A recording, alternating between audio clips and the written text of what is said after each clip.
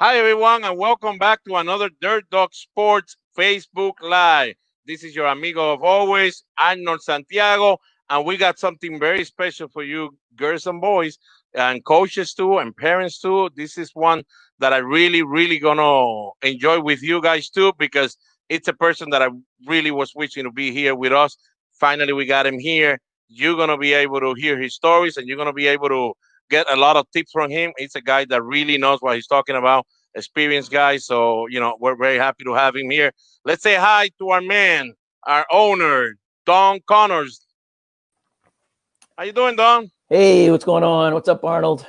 We're doing all right, man. I'm very happy to have this one today. I mean, I think this one it's gonna help us a lot at Dirt Dog.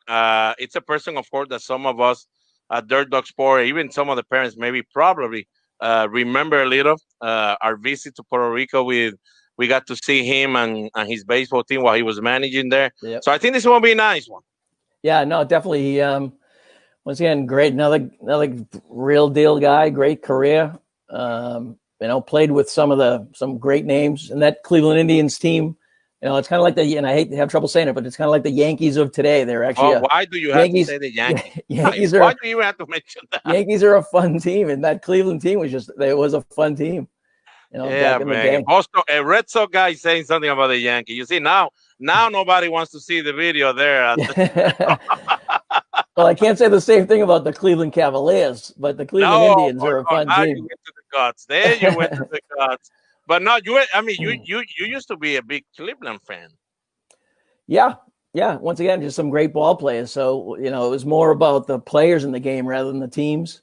Back you following between, and actually that was back when fantasy baseball was kind of kicking in too. So it was good because you learned everyone in the game, and like I said, it's fun, and it's that's why I think right now baseball just got to get back on the field. So the love of the game continues and doesn't kind of get a back seat with some bad attitudes flying around on both sides. So there you go. We don't like that. We don't like that stuff behind the scene. That could stay behind the scene without a problem. So, guys, let's get ready and let's introduce our VIP guest of the day, Alex.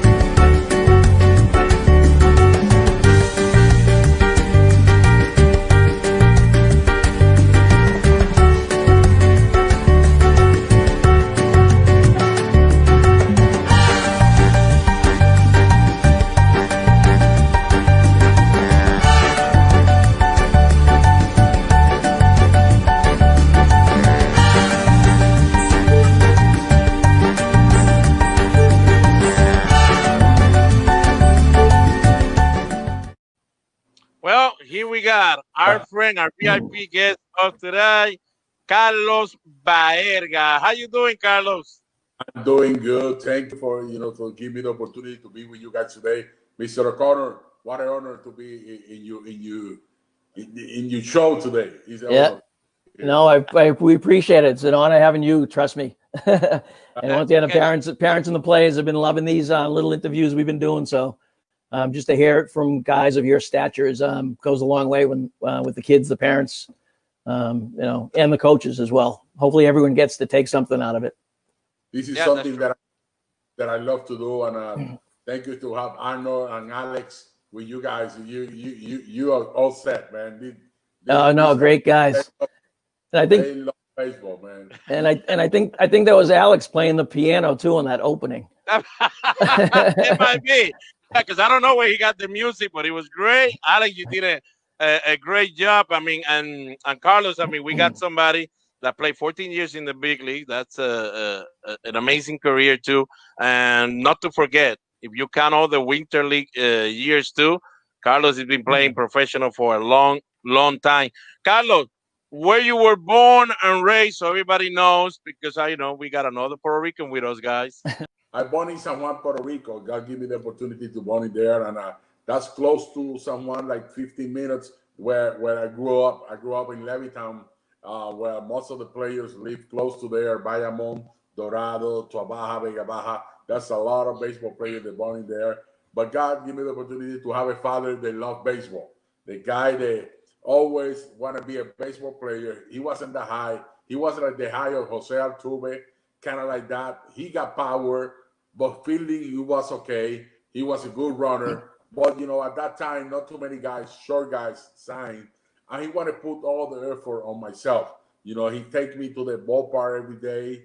He, you know, we take me to the beach to run, to swing, stuff like that. And he really put everything on myself. He said, I want you to be a baseball player. I want you to be a switch shooter. And something that I never going to forget about, the first time that I grabbed a bat, I said, I want you to hit from both sides because I don't want you when you get to the big leagues. I was 8 years old. I tell me, when you get to the big leagues, I don't want you to be in the bench against righty or against lefty.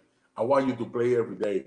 And Nice. that was something, that was a great gift because when I get to the big leagues and when I see the slider from the righty, like Dave Steve, you remember Dave Steve? It was nasty. Yep. Then the breaking ball was unbelievable. A lefty, you know, like there was a lot of lefty. Frank Tanana, Randy Johnson, all those guys.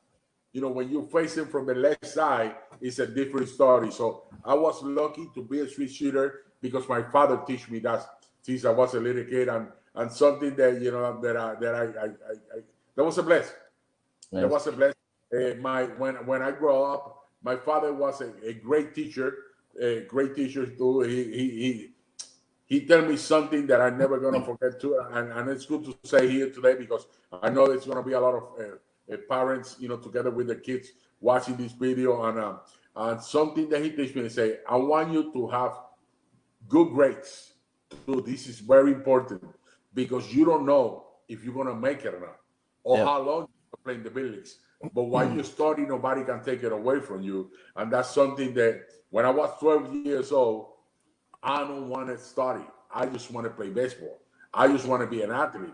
I used to play a lot of different sports too, basketball, track and field, volleyball, and stuff like that. Stuff that you know now that I'm thinking about, that helped me a lot too. Because a lot of parents, then you want the kids to just to play baseball. But when you play different sports in school, especially in school, that's what I play.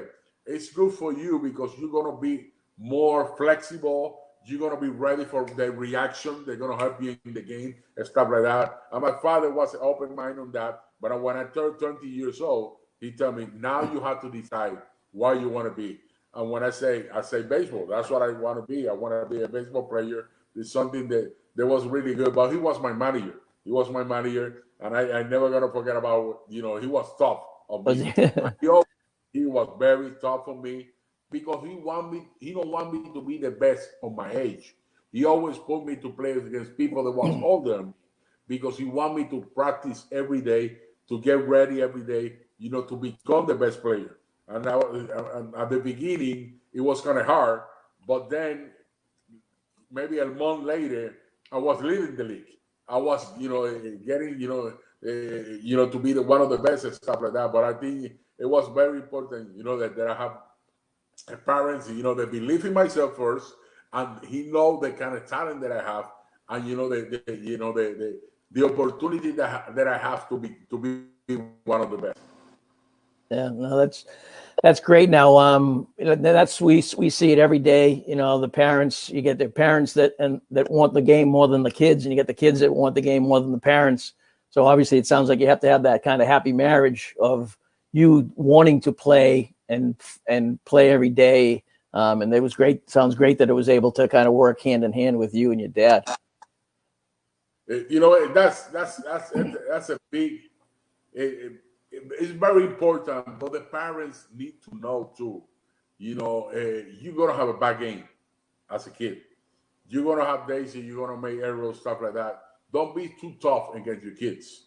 I think they already have a tough day in there. When they get home, don't keep talking about that. Let them rest that day, maybe the next day, or maybe that night. If that happened in the morning, maybe that night I said, well, why you think what happened here?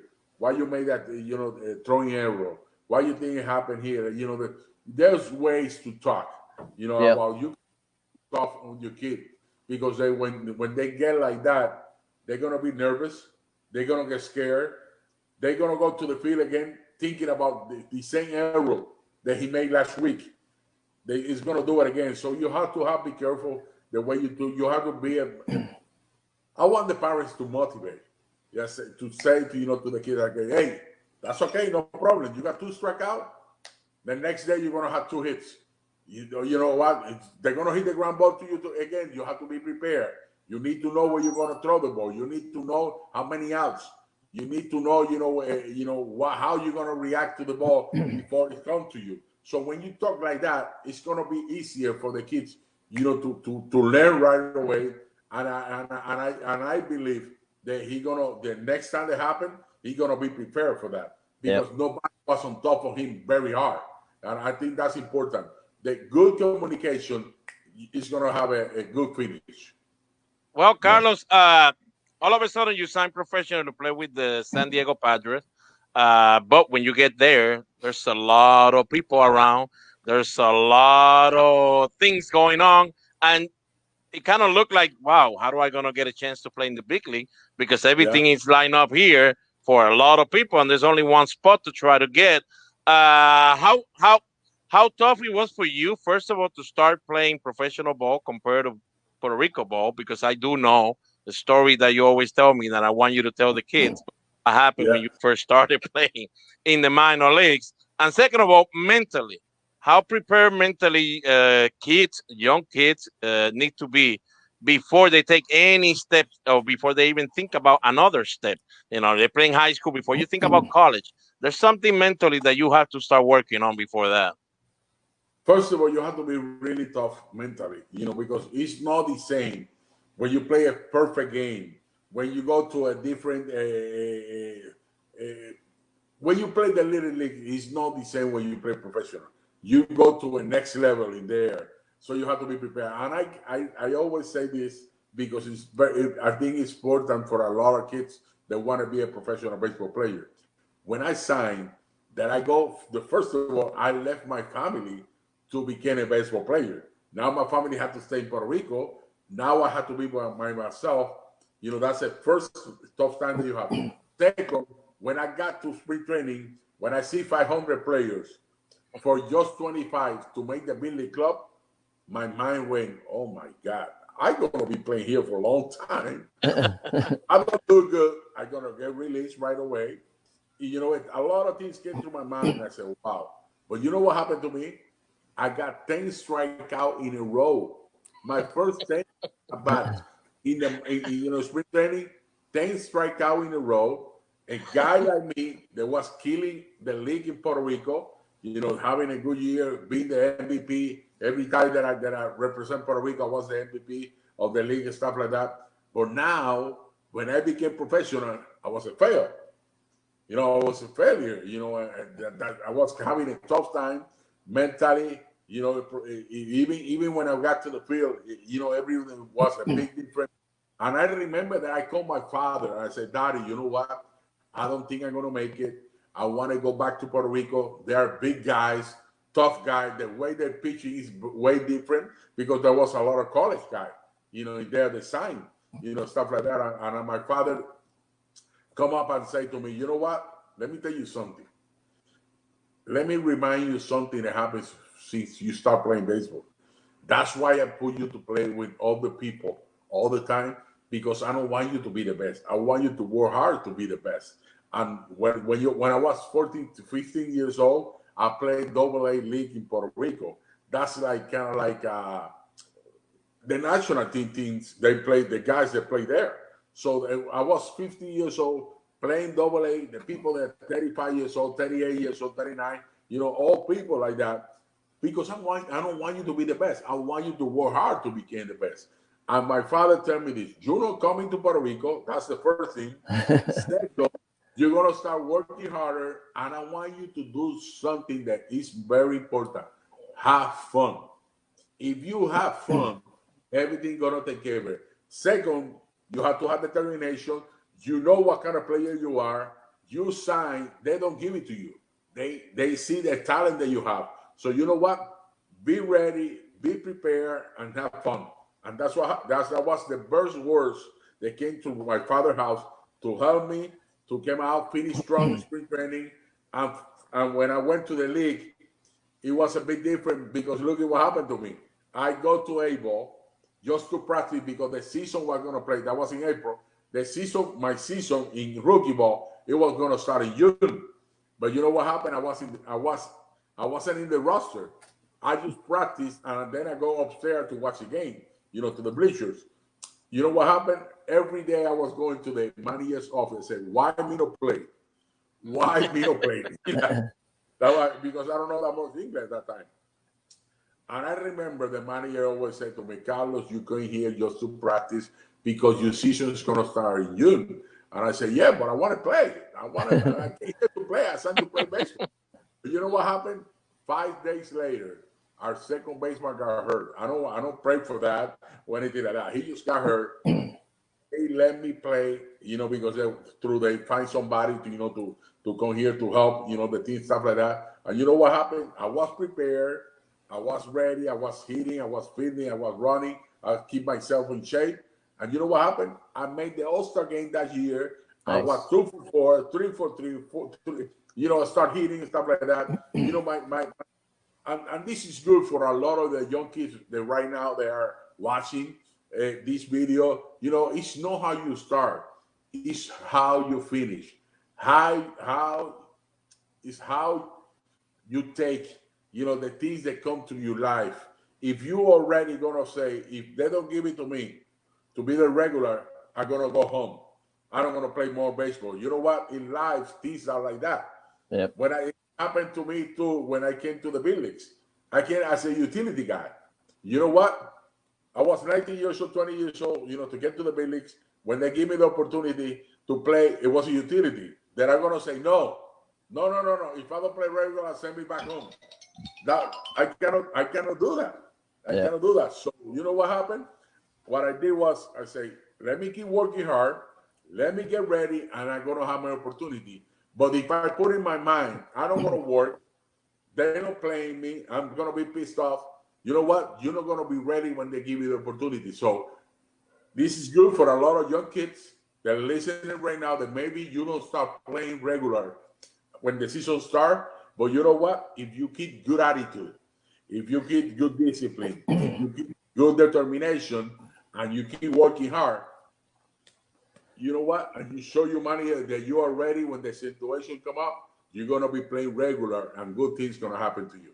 Nice. Yeah. Wait for that opportunity. Cause like you said, second baseman gets hurt. You just step right in, then you just kind of make the best of it. And that's a good tip from Carlos because, we got a lot of kids that, usually they have fun. They want to keep playing and all that. But when they don't see themselves starting a game, they get down on themselves, and it goes back to what Carlos say. Usually goes back to the parents, maybe mom or dad or anybody comes, hey, maybe let's go home. You're not gonna play and all that. Yeah. And then what you do is you taking the kid down. He's starting to think other stuff, and then he doesn't want to be there at all. He's not having fun at all, and then things get very, very tough. And then the kid had the whole year pretty much. It feels like he wasted his year because the whole thing went down the drain. Everything he worked. But it's like Carlos said, just wait your time, do your thing, keep working. When the door opens, or at least you see a little crack of the door open, then you sneak in, but make sure you're ready. If you're not ready, you're not gonna have fun and you're not gonna do your job, and then you're gonna go back to the bench, and then you're gonna end up having a tough time. I mean, so and it's like that, Carlos and Don. It's like that, like we know in life, any Yeah. job. It doesn't Yep. have to be just The key is baseball. It's any the job. key is have the right attitude, be a team player, and be ready to go. And that's life. Player, if you're a team player, doors gonna open to you. But you're gonna be, acting different. I'm gonna run the bases when I want to. I'm gonna hit when I want to. I'm gonna run when I want to. When you have that kind of attitude, you know what? They're gonna throw away. I can bring you a sample. Edgar Martinez. His first year hit 172. You remember? Yeah, I don't know. yeah. 172 rookie ball. And look at what happened. Edgar right away said when the season was over, he said to himself, I said, they're gonna release me, they're gonna send me back home because for Edgar to sign, he went through five different tryouts. Nobody wanna sign him because he wasn't fast, he don't have power. He said, well, he was a line drive hitter. But you know what? One scout came to Puerto Rico, a scout, it wasn't from Puerto Rico, it was from outside. They paid him $5,000 to sign, and right away Edgar say he had that bad year, the first year, he said they're gonna release me because they don't pay me any money, so I think they're gonna be released. But you know what happened? The manager called him at his office, and he was scared. He said, "Oh my God, there we go. They're gonna release me now." But you know what the manager said to him? I said, "Edgar, let me tell you something. You are going to instructional league." And Edgar said, "What? That I'm going to instructional league?" I said, "You sure about that?" "Yes, you're going to instructional league. And let me let you know why you're going to instructional league. First of all, maybe you're going to believe the numbers that you put up, they're not good numbers. That's true. But you know something that you have that we love is that you came early to the ballpark every day. Your attitude was special every day. You was in top of the game every day. You was a good teammate. That's another thing. You was a good teammate, and another thing, you work habit are the best on any position. That's why you're going to instructional league. So this is a good example for a lot of young kids, Yeah. for a lot of people, for a lot of parents. You know what? Everything that you do different, somebody gonna see it and say, "I want that kid right there." Maybe he don't have the talent right now, but I believe that he's gonna have something later on. And Edgar Martinez right now, you know where he is? In the Hall of Yeah. Fame. Yeah, we have In to the go. Hall We of have to go Fame. to Cooperstown to see Edgar now. Not like before. We have to go to Cooperstown. But it's like Carlos says, and we always tell the kids a dirt dog like that. Sometimes your coach might want to see something on you, want to see how you're gonna act, and he might do something to see your reaction. So if your reaction is negative, then you are telling something different to that coach. Sometimes coach really like you, Don. Sometimes we just want to see how you're gonna do certain things to see if you're a teammate, and you do something to them just to see what they act. And if they got that negative, I mean, that just opens the door wide open to somebody else because we don't, the coach is gonna feel like you don't want to be part of the team. So now we're gonna try to get you going, and it's gonna be tough because it's up to you to get better. Yep. Another thing that the coaches know and watch too, when you're doing good, you give high five to everybody. Yeah, great job. Boom, boom, boom, boom, boom. When you're not doing good, you go by yourself to the next side of the dugout. You start throwing your helmet. You start throwing your bat. You start doing different things that you are not doing when you're doing good. So you know what? Show everybody that you have good character, that you grow up, and that when you show that even to the other team, they say, "Hey, if we get this guy out the first game, the second game he's gonna be dead because he's already his mind." Yep. You have to be tough in your mind. That's why when you watch a major league season, you're gonna see a lot of the good players having it's Jose Ramirez last year. He started very in 182 for the All-Star game, and he finished 272, 260 something. You know what? Yeah. But his attitude was up every day. He never stopped practicing. He always came prepared to the game because you have to believe in the talent that you have.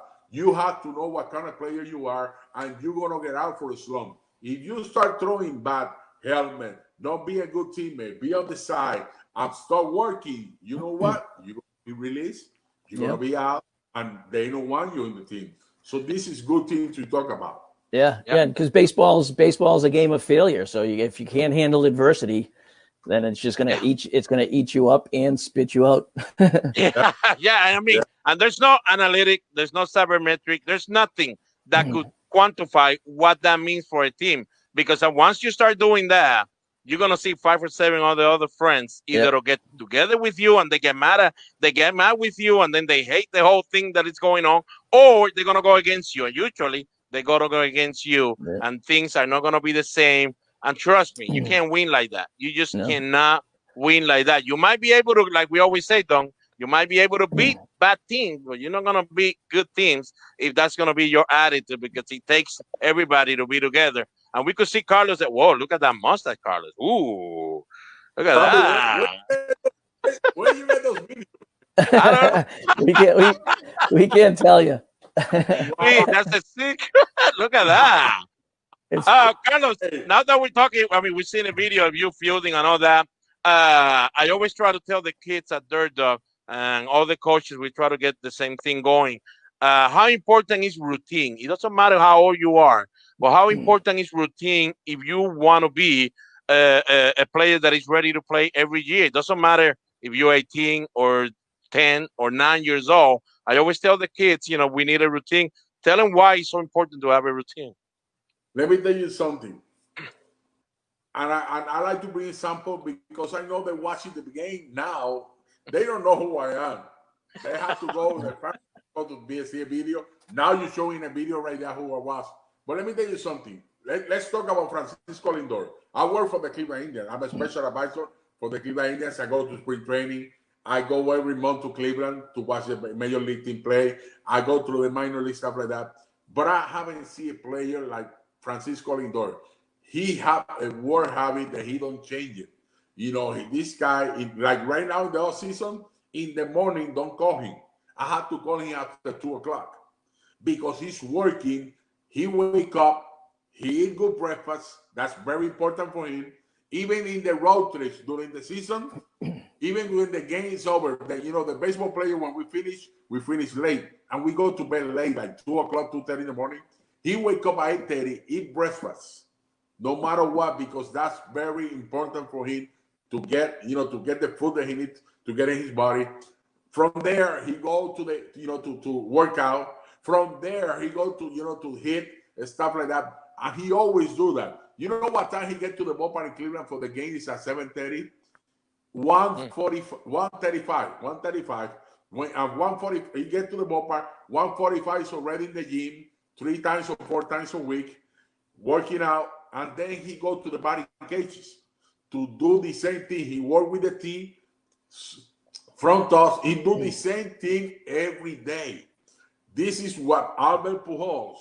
This is what especially this Friday, I'm gonna be having well, I cannot talk about dates right now, but I'm gonna have Pujols, and he's gonna be talking about situation how he prepared himself. And he's been doing that for a lot of years. One of the best advice that I have from somebody when I came up to the building was, I want you to do something, Carlos. I want you, I remember my first year, my first game, he said, Candy Maldonado came up to me and said, I want you to do something. Every time we play the first day against a different team, you're going to go like Baltimore. When we play against Baltimore, I want you to watch Cal Ripken and Eddie Bury, how they prepare for the game, how they stretch, how they take batting practice, how they do the fielding, how they prepare themselves for the game. That's very important. When we play Milwaukee, you're going to see Paul Molitor and Robin Young. Watch the guys that play for a lot of years. They have to have something special. They have to do something special to become a good baseball player, all-star player for so many years. Yeah. You have to have work habits. If you don't have work habits, if you don't let your friends know, hey, I need to work first. Later on, we can do anything you want. but this is what I want to be. I want to be a baseball player. I want to be an all-star. I want to be to the big leagues. I want to get there for a long time. You have to have work habits. There you go, Don, because I mean, I always tell the kids, and Don knows this because he tells his kids too. I mean, game at 9 o'clock in the morning, you can't show up there at 8:30. There's No, just no. no way. There's just no way you could get ready. I mean, if you get a routine, tell mom and dad too. Mom and dad, I want to have a routine. I want to be able to do some sprints. I want to be able to relax with the guys. I want to be able to throw. I want to get loose the right way. I want to make sure if coach wants to do something, we all there to do it. So, I mean, it's up to you to get that routine going. I know kids don't play every day. We know that. But if we play every Saturday or every Sunday, you tell yourself, this is what I'm going to do every time. Coach, of course, we would love that, Don, because we would like to go to the game, be there at 8 o'clock, and have at least 6 or 7 kids almost ready to go so you can make a lineup. But it's not easy. Let me tell you guys something. That's why when I do these interviews that I do, I listen what they say, and I sometimes write it, what I keep it here. Ivan Rodriguez, before he signed, the day they could sign him in the tryout was at 4 o'clock in the afternoon. He was there at 3 o'clock in the afternoon. He was running in the outfield, and then he started throwing with somebody long way. When the scout came up and saw him in right field, throw him a long way. Wow. He don't even have to do a tryout. Right away, they signed him. You remember that? I know when he said that. Say, what? He don't even throw to second base because they saw a war habit. Yep. They saw his attitude. He came to the ballpark early. He stretched. He prepared. He said, the other guys, they were sitting down in the dugout talking. They don't even stretch. They don't even run. They don't even do anything.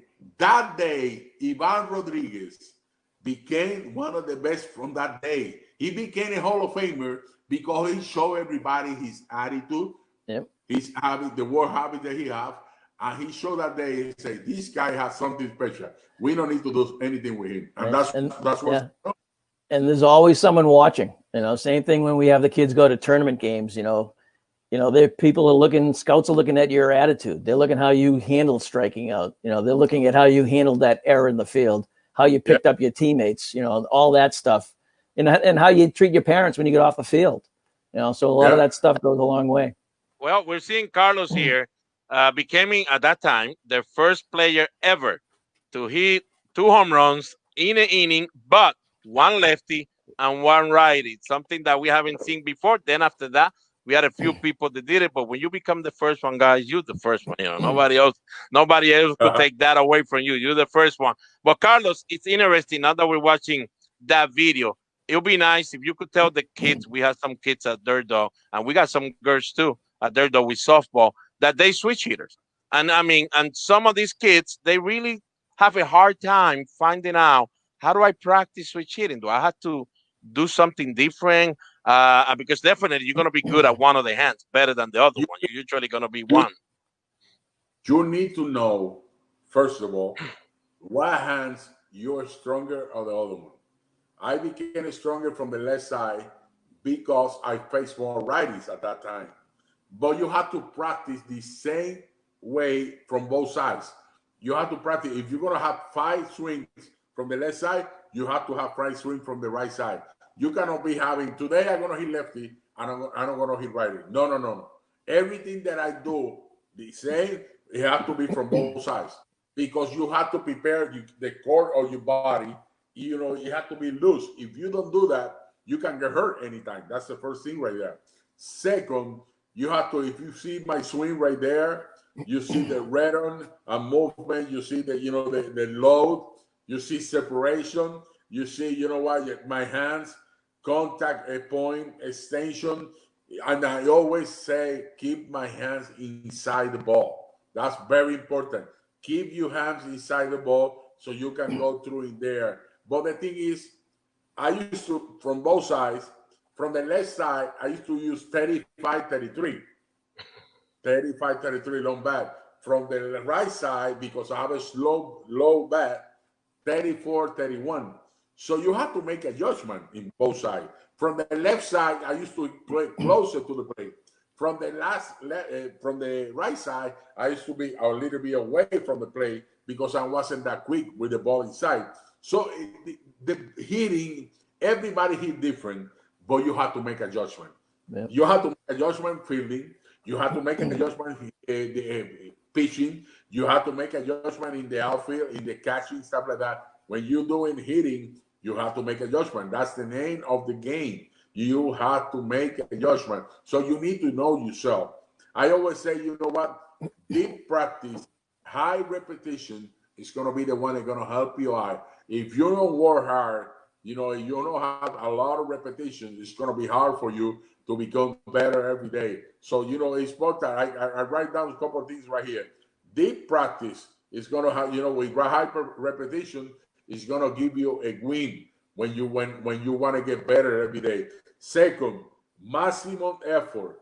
Do each repetition with maximum effort. When you give maximum effort in what you're doing, not just go to the batting cage or to the field just to hit like nothing. Have a purpose. Put situation. When you have a put in your head, I got man on second base. I want to bring the run in. I want to go gap to gap. Man on third base, infield in. I have to get a pitch that I can drive. Man on third base, I got 2 strikes. The infield is back. I want to, less than 2 out. I want to put the ball in play to get that RBIs. If you go with a plan, you're gonna have a good year, and you're gonna help the team. But if you don't have a plan, hitting, you're gonna have a long year. And the main thing, Carlos, there too about talking the plan and done. It's if you have a plan, us as coaches, we could see it. And if it doesn't happen, let's say for example, you try to put the ball in play and you strike out. I know I could see you were trying, so it's okay. I mean, you as a coach go there and say, hey, buddy, I know what you were trying. Good job. I mean, it didn't work out. It's not easy to do it, but I got the idea, and you paying attention. But all of a sudden, man on third base, we've seen it a lot. Yeah. Only less than 2 out. We need a fly ball. He comes a pitch down the dirt, and we swing at it. And then the kids get mad because we go, do you have a plan? Oh, yeah, coach, I know. But that's a tough pitch. There's no way you had a plan if you're going to swing at that. Yeah. So that's true. You know when I know when somebody don't have a plan? 2-0 count. 2-0 count. They throw a fastball right in the middle and they take it. I say, what you were waiting for? So that he was going to trick me. Throw me a change or a slider. You know what? That's your count. That's exactly. I have to be prepared. 3-1 count. I have to be prepared. I don't want to go swing a slider. I want to go swing a fastball. If they throw me a slider, I take it. I still have a chance to hit. So good hitters, they're thinking, you know what? Robbie Alomar, Erica Martinez, I play with these 2 guys. These 2 guys in the bench, they don't talk. They watch the pitchers all the time. They try to take advantage of that. Why he throw with men on second base? Why he like to throw with guy in third base? Why the strikeout pitch? Why he like to start the hitters, stuff like that. Those little things is gonna help you, and then in the long run, and you're gonna become a good hitter. It's not just to see the ball hit, but if you take advantage of that and you prepare yourself, you're gonna have a good year, and you're gonna help the team in that. Yeah, those are great points, because we're always trying to get them to just think, especially the younger kids, and actually not just the younger kids, even the older kids. Some of them don't even know what their best pitch is. Like, where do you want it? Where do you like to find? If you for that 2-0 count, what are you actually looking for? You're looking for something in, up, outside. Just get those hands out, and just trying to educate them that way. So it's and it the comes learning down, process. Don, the way you're saying that, it comes down. Baerga is saying it too. But it'll be nice. I mean, so you guys know, Baerga, when we're doing hitting inside, indoor at Dirt Dog, there's of course, not everybody could hit at the same time. We don't have that much room to do it. It's just impossible. So we split the kids up like you used to, baseball clinic and all that. You split the kid and tell them 3 of them, you're gonna do soft toss, and the other 3 are gonna be hitting. But we see a lot of the kids, they get mad at us always, Dom, because we let them know. They just, oh, he's so boring. They start just flipping the ball and doing whatever. So, of course, they never do repetitions in everything they do. So when Don asks them, what's the best pitch that you like? Which one is? Where's that at? I don't know. Here. I swing the ball here. But if you do the T work, you do all this stuff. I know it could be boring, but you just work through it. Work through it. Tell yourself, I'm getting better. Every time I do this, my mind gets shrank and I'm getting better. And then when I go to the plate, I already know my pitch. And that's the pitch, that you're going to be able to look. And then with two strikes, you just battle. Two strikes, you just battle. But Carlos, how many times did you work in a tee? I mean, probably 100 million times. And do it with a purpose. You have to have a purpose. You know what I used to do? The tee, I put it in the middle first. I put it outside second, and then I finish inside. If you do that, you are working 3 different situations in the game. It's going to happen. It's going to happen. There's no pitcher that throw you the same pitch in the same part every day, and all the time. So you have to work a different situation. Sometimes you have to put the ball in front a little bit so you get the head out in there. Too. Manny used to go the tee and put it up a little bit just to get the high fastball too and stuff like that. Manny used to do a lot of breaking ball. He had a problem at the beginning, but you know what? His whole career, he put the machine. He hit like 25 swing. He got 25 swing, hitting the breaking ball, but not just hitting the breaking ball on the same place. He go back a little bit, he go forward a little bit, he go outside a little bit, he get tighter a little bit. So if you work, when you go to the cases, go and work.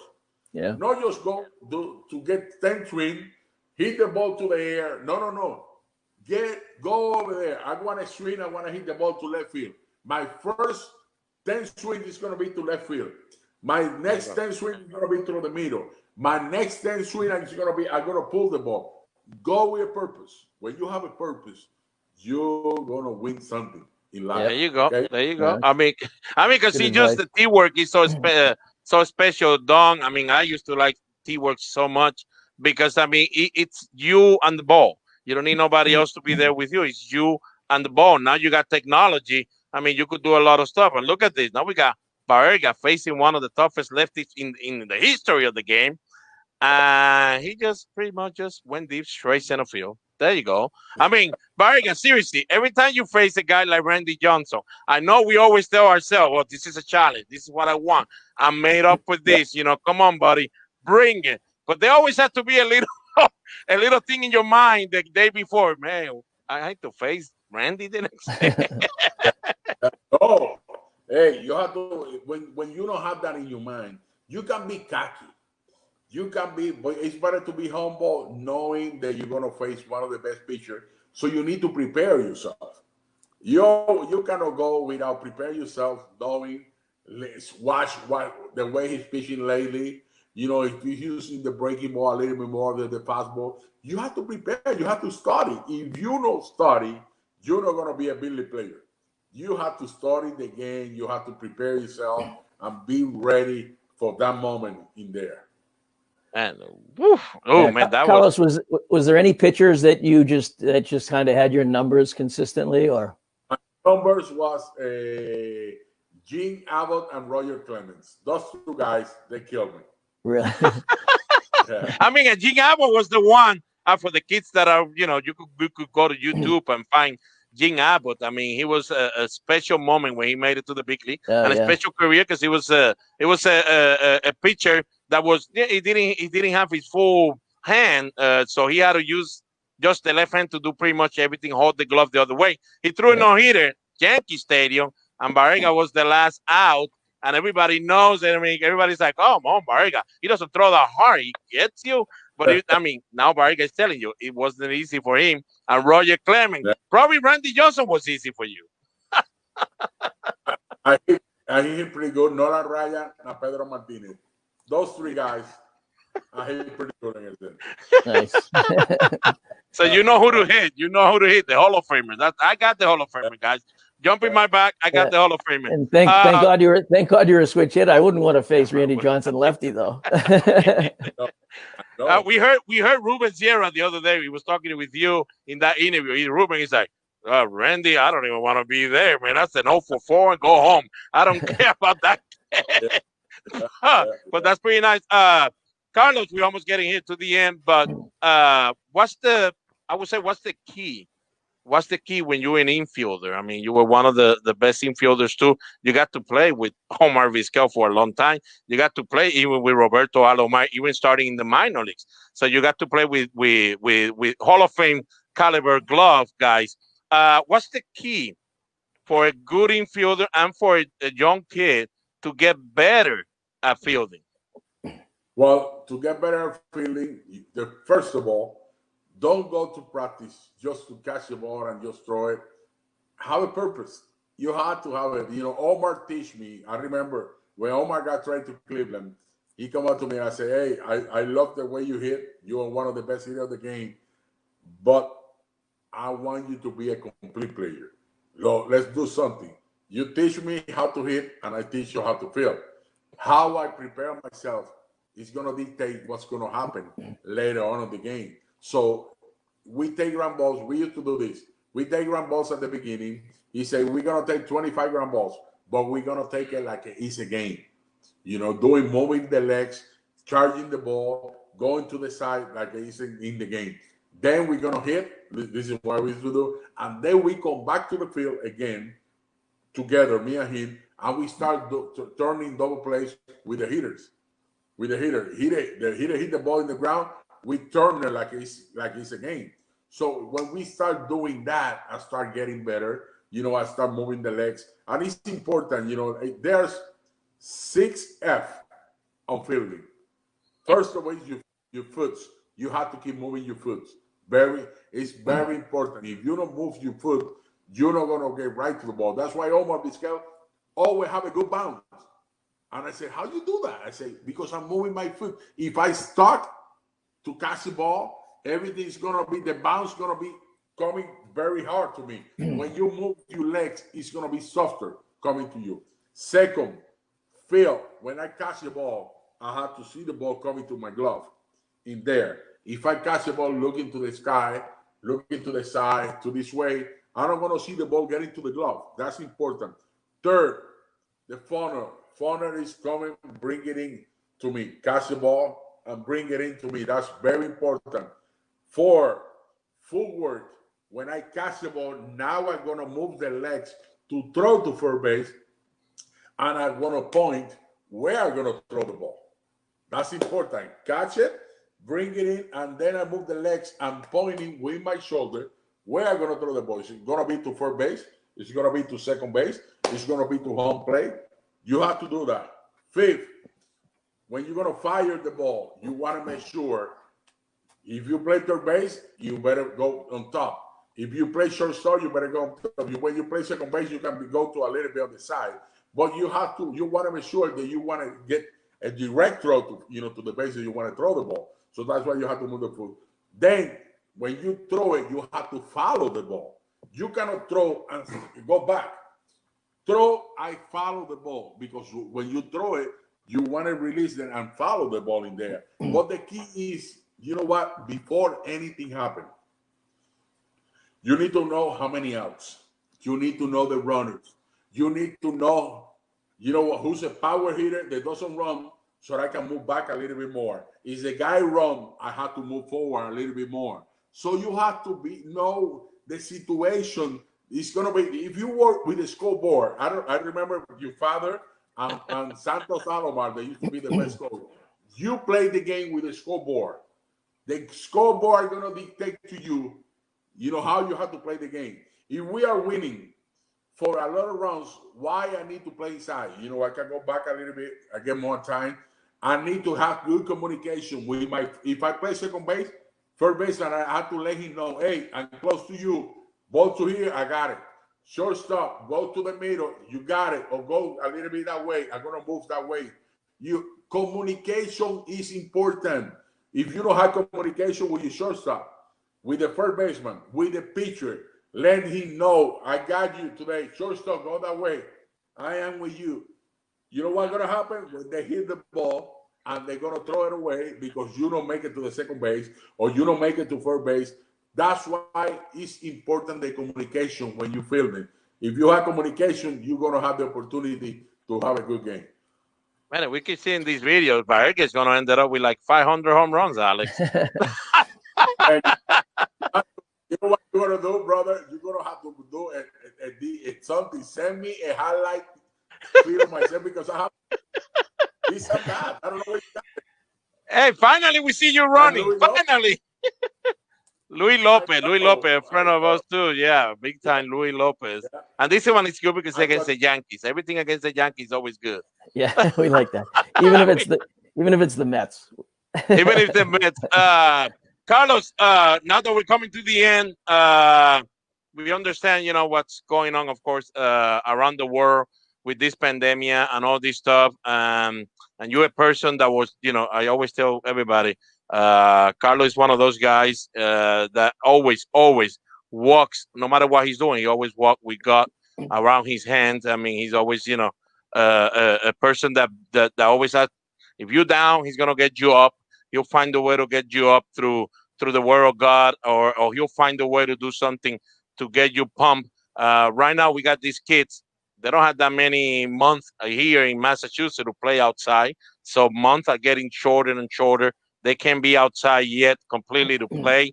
They're finally, the last 2 weeks, they're being able to at least practice a few hours indoor. But what's the message that you have for them going forward? Because we got some kids that, of course, might not be able to keep playing anymore because this was their last year. But we got other kids that are just starting. What's your message for them and the parents that are dealing with this stuff right now? Well, right now, I'm going to say to them, you know what, I just put everything in God's hands. I know it's hard. It's a tough time what we're going through. A lot of the kids, they don't even have the opportunity to finish school. They don't even have the opportunity to play baseball. They don't even have the opportunity, the parents, to be inside the house. Yeah, I know it's being hard, not just for you guys. Right now, we don't play baseball. We don't have Major League Baseball. We don't have NBA. We don't have anything. I know you guys are going crazy, but you know what? I always say, you're not going to be getting out from here the same. I think this is a great opportunity as a family, be together, spend some more time with your kids, and give them love and stuff like that. Because I love that sometimes our life always flying everywhere, always working and stuff like that. We don't get that opportunity. So that's very important. And something that I'm going to say to you guys, you know what? You are going to see the goodness of God in always when the way you never see it before. You just have to believe. If you believe that God's gonna, He's gonna supply for you guys. He's gonna be there for you guys. He never, I believe in a God that always, had the opportunity, to bring you love, stuff like that. You just need to pray every morning. What I do is, when I wake up, I say, God, I just put everything in your hands. I know that we're going through a tough time. I know that it's this coronavirus. I don't want nobody in my family to get it, and I don't want nobody to get it. But you know what? Help us to go through this, and let's have fun again. God bless everybody. It's an honor for me to be with you guys today. And I always say, you know what? Believe in God, put it in your heart, and you're going to be okay. Señor Padre, y que nosotros podamos cambiar las circunstancias, que no solamente de ganar una medalla de oro, pero cambiar las circunstancias de cambiar a nuestro Puerto Rico, que esto pueda afectar a nuestros matrimonios, a nuestras familias y a nuestro Puerto Rico, que podamos hacer un Puerto Rico mejor, Señor. Que ellos sepan, Señor, el compromiso, la determinación que se tiene que tener para ganar, Padre Santo. Yo te pido, Padre, que tú los cuides de cualquier lesión, que tú los cubras, Señor Padre, y que ellos puedan dar el máximo, Señor, porque toda la gloria y toda la honra es tuya. Cuídalo, Señor Padre Santo, los pongo en tus manos. Amén. Amén. Señor Padre. We're showing this, Don and Carlos, because I remember when the WBC happens and all that, the kids always at their door ask, why you guys always get together and just, what do you say there and all that stuff? And I always used to tell them, that's Carlos Baerga praying with the whole team and their team. They do it together, I mean, and I always tell them, you don't see none of them sitting on the clubhouse, sitting in the bench, or walking around. No, they all come together. It's part of it, you know. And we always tell the kids, "Don, let's do everything together. If that kid wants to do it that way, well, let's get together with him and let's do it that way. And then let's do it this way. Next thing you know, we know everybody, we enjoy each other, and that's very, very, very important. We got Don. You remember that day? I do. Yeah, it was hot. It was steamy. Yeah. I think we had just gotten like 7 inches of rain the night before. Yeah. That's Carlos Baerga with the Indios de Mayagüez. He was the manager. I think you were the GM too, Carlos. The GM too, a couple years later, Yeah, I mean, Carlos has done everything, guys. He's been a manager, he's been a commentator, he's been a narrator, he's been an owner, he's been, of course, a ball player, he's been an all-star. And one more thing before we go, Carlos Baerga also is in the Cleveland Hall of Fame, and we would like to see that video, show that video, because we want Roger Hornsby and certain statistics as second baseman in Major League Baseball history. Truly the energy and enthusiasm that awoke a baseball franchise from 40 years of slumber. Our pleasure to announce Carlos Baerga as the 39th inductee into the Cleveland Indians Hall of Fame. Thank you, Bobby, and thanks for the organization of the Cleveland Indians to give this opportunity to be the number 39. It's something special. Nice. I mean, Carlos, how that felt that moment? Because I mean, it's like you said, number 39 to be in there. There's a lot of ball players that have come through the Cleveland organization, and to at least be one of them to be there. I mean, it must be something amazing. It is an honor, and I think I work for an organization that I really love. That's my second home. I'm born in Puerto Rico, but I always said I'm born in Cleveland, and that's why I'm ambassador for the team too. I'm a Hall of Famer, ambassador for anything that happen, any meeting, any event. You know, I'm always there, and it's an honor. Even this 4th of July, I'm gonna be there in Cleveland. I'm gonna be there this 4th of July. You know, they always mind me. That was in the World Series when I threw out the second. And I know you were nervous. I know you were nervous because you didn't want to bounce it. I know that. You were like, I can't bounce this in front of everybody. Look at that. Nice. I went like to Luis Tian. You see that? Yeah. Looked like a slider. Wait, we need to make it happen. Because remember, we go here, you have a shot of bouncing that ball. So you need to go to your sidearm to make sure. People don't know that, Carlos. But yeah, when you see sidearm, we want to make sure it gets there. Yeah. Alex, you got something else there for? Look at this. This is we're going to call this the Don Connors new challenge. Don Connor, our owner at Dirt Dog Sports, is going to have to do a video kind of like with this exercise. And we're going to put it up. Then we're going to send it to Carlos. And then Carlos is going to grade whatever Don does, okay? Because we could see Carlos is ready to go, my man. Don, are you ready? That looked like about 16 more push-ups than I think I can pull off. But this is the pandemic moment. Look at that. Carlos is, I mean, Carlos, guys, I mean, it's a one of a kind. Carlos is, I mean, I love him like one of my oldest brothers. But it's the kind of person he is. He's always been like that. No matter what you need, he's there for you. And Carlos doesn't mind if you see Carlos anywhere. If we, I don't know, by any chance we go to Fenway Park and you see Carlos walking around, you could call Carlos and say, you know, hey Carlos, I don't know, whatever you want to ask him, and he'll be there for you, no matter what. So I mean, truly blessed and honored that we have Carlos here for this Facebook Live with Dirt Dog Sports, and I hope all these tips you guys are able to write it down, like he said, write it down. Make sure you come up with some of this that you need, and it's special. It's special to have you here, amigo. Yeah, no, it's been an honor. Once again, seeing the the exercises, like you said earlier, getting into that routine. So we kind of obviously been pushing our kids to do over the last 2.5, 3 months now. So once again, great advice across the board. And like you said, I've never heard of a team that wins a championship and says, "Wow, the chemistry on this team really sucked." It just doesn't happen. So I think once again, it's what else you said. Chemistry starts at home, slides right into the clubhouse and right into the team atmosphere, and it's huge. Well, Carlos, before you go, we're going to show you something here from our friend Daniel Soto from DT Sports News. He always have a little thing that we're going to send it to you so you have it. It's a little artwork he does. So there you got, my man.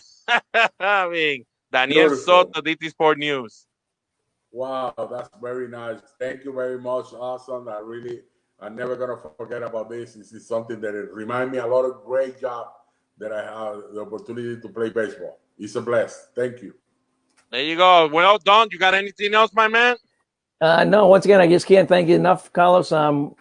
Great advice, like I said, across the board for the players, the parents, the coaches, us personally, so it's love talking to you guys. You always got some great stories, some great behind the scenes stuff. And it's just great to hear. And I appreciate you sharing your knowledge with us. God bless you. All the best. And keep helping the young guys, to stay focused, to stay out of the street, to make good decisions in life, because right now that's very important.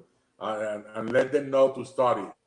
That's a key word, that my father had for me. Thank you very much. And we'll see you like we always do every Sunday, 8 o'clock at night. We got this Desde Nuestro Rinconcito, a show that I do with Carlos Baerga. And we always talk, of course, Puerto Rico baseball and all this. But Carlos has been doing interviews in his Instagram account and with MLB Puerto Rico account, Las Mayores, that is MLB in Spanish. He's doing too. So just look for them in Facebook. Usually, I already have a few of them. Tonight, we're going to have another one. Go to our Me Gusta Los Deportes page, too. We got Dennis Martinez coming up. Dion Beltrella, you saw there. Ruben Sierra. Carlos, guys, I mean, he loves baseball. He loves baseball. He does everything he can to try to keep baseball going during the pandemic. He's doing these interviews so you guys could get to meet the player behind the scene, not just the one that you see on YouTube, on TV. You get to see the behind the scene. And that's why you learn a lot. You learn a lot from yourself as a human being and from yourself as a player that you would like to be in the future. Así que, Carlos, muchas gracias, hermano. Lo puedes decir en español y todo eso. Gracias, gracias. Y nos veremos en los próximos días, mi hermano. Muchas gracias, Don. God bless you, man. All the best for you. Thank you, Carlos. You as well. You and your family. Okay, Alex. Okay.